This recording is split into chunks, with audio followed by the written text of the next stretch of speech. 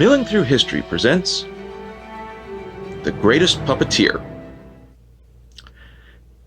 Jim Henson is undeniably one of the most famed puppeteers of all time, having created so many iconic characters that almost instinctually we could probably list every single one of them off without having to even think about who they are. But what do we really know about this man who gave us so much in such a brief period of time? He was born September 24th, 1936 in Mississippi. However, by the late 1940s, his family would move from the Deep South to University Park, Maryland. When the family purchased their very first television, Henson, who already had a great love of puppeteering, would find that his earliest influence would come in the form of Edgar Bergen. With this influence, Henson would eventually gravitate towards working at television. By working initially at WTOP, which would later become WUSA in the Washington, D.C. area. When it came to go off to college, he didn't have to go far, as he would attend the University of Maryland in College Park, and in one of the more unlikely and unexpected degrees to earn, he would receive a Bachelor of Science degree in home economics. And yet, it was during this time in college that he would go ahead and begin to create some of his iconic characters. Henson would create a program called Sam and Friends, and in his initial puppets that were created, one of them would become the prototype of Kermit the Frog. One of the things that he had wanted to do was he wanted to change the way in which people would look at puppets, and instead of it being that they were obviously lifeless, he wanted them to become more lifelike. As such, he would go ahead and change the way in which the puppet would move their arms. Instead of having strings from above, there would be small rods underneath, this way a greater range of motion. In addition to this, the way in which the puppet would move their mouth would begin to simulate far more lifelike motions, and therefore allow the puppet's face to actually show emotion itself. While many people expect Kermit the Frog to be the very first actual Muppet, the first one to earn the title of Muppet is Rolf the Dog.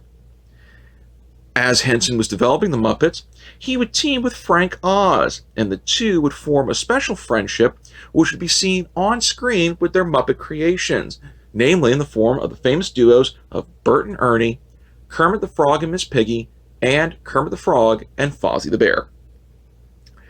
In 1969, Henson joined the show Sesame Street, and by bringing in his talent for puppeteering, the Muppets, who would make their initial arrival on Sesame Street, would help to push PBS into getting a much larger audience, and would create classic characters such as Grover, Cookie Monster, Oscar the Grouch, and Big Bird.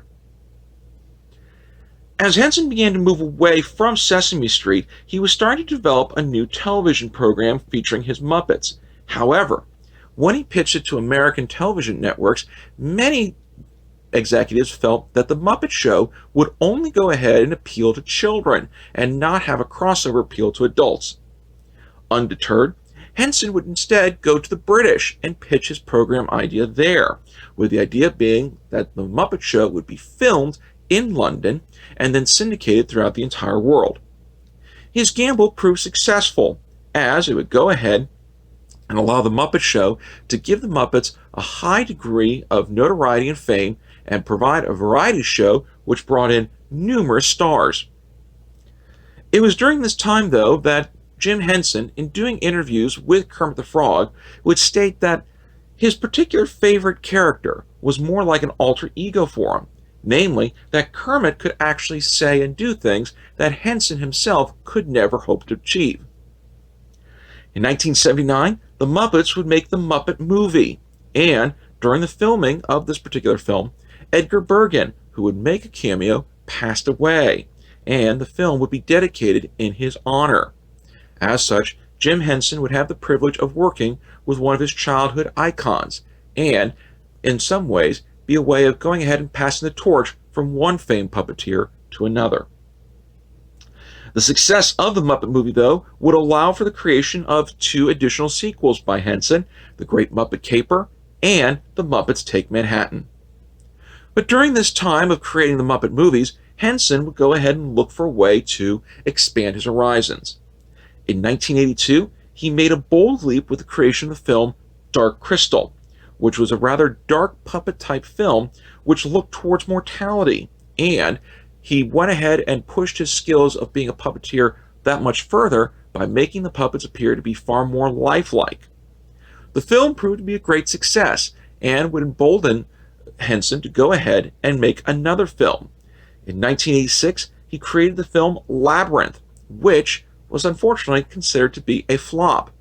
Ironically, though, in later years, Labyrinth has become a cult classic, as many people go ahead and look not only at the skills of Henson in creating his puppets, but also the acting skills of a very young Jennifer Connelly and David Bowie.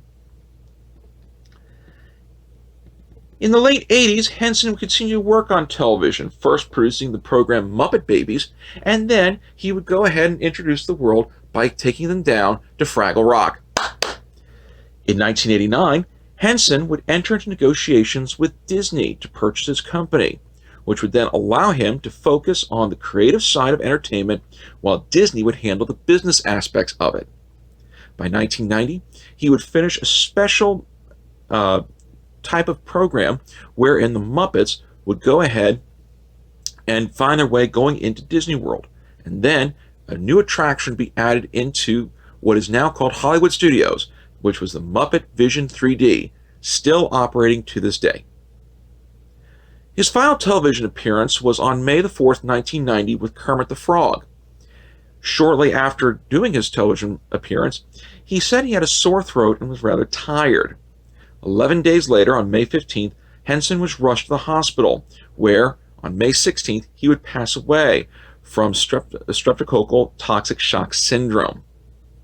The sudden death of such an iconic individual was felt throughout the entertainment world, and at his funeral, it was described by Life magazine as an epic and almost unbearably moving event, as Big Bird and other Muppets and their voice actors would come together to sing songs for Jim Henson in order to see him off. For more information, please consider these suggested titles. Be sure to click on the left-hand side of the screen to subscribe to our show, and on the right-hand side for our latest episode. And we will see you again for the next episode of Milling Through History.